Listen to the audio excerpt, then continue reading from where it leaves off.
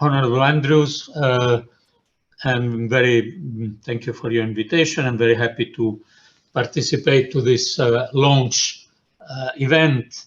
And as Jutta just reminded us, this happens near to the anniversary of the 2015 adoption of Sustainable Development Goals by the UN Assembly. Of course, this is a good moment, I think, to discuss and reflect on our commitment for SDG, because we are in a perhaps a moment where looking with a longer view to the perspective of our economies is the right thing to do. So we have in front a decade to achieve the SDG, and this should be a decade of action. The moment is a moment where the worst consequences of the pandemic are behind us. Well, we have, of course, still downside risks for our economies, but overall, the outlook is positive. But we know very well that economic activity measured through GDP is only one and very discussed metric of the development. And what we are seeking is not just a rebound in our GDPs.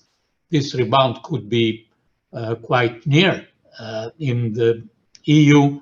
We have to look at other dimensions and indicators that are essential to human, social, and environmental well-being.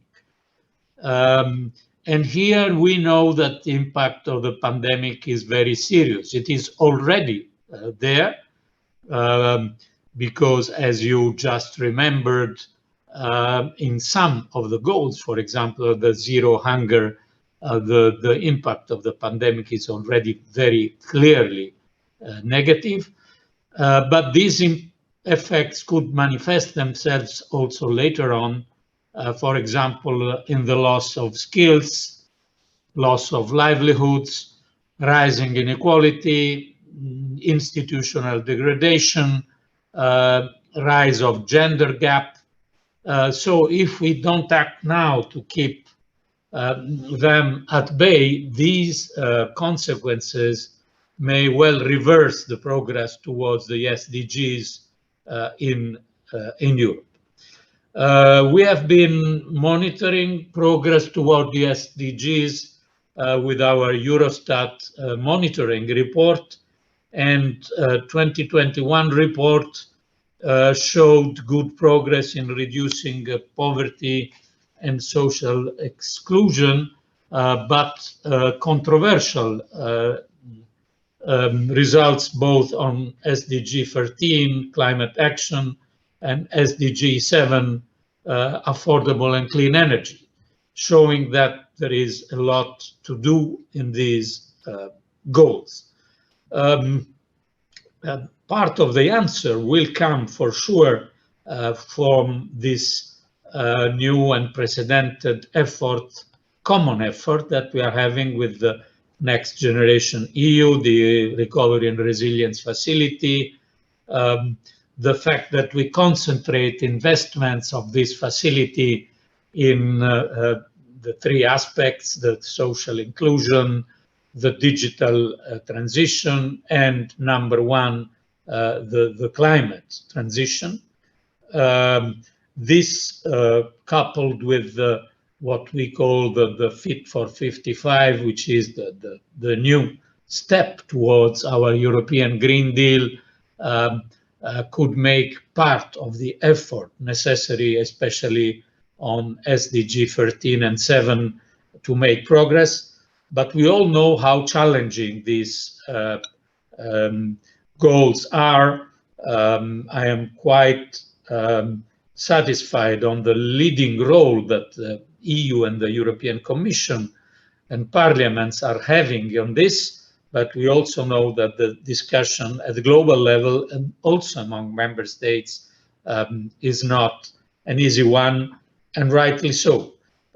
Second, we had this year the adoption of the European Pillar of Social Rights in Porto, and I think here also we'll have some step forward for our SDG mission.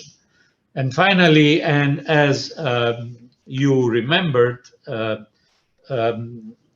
Barry, we decided to mainstream the SDG in the European semester cycle of surveillance.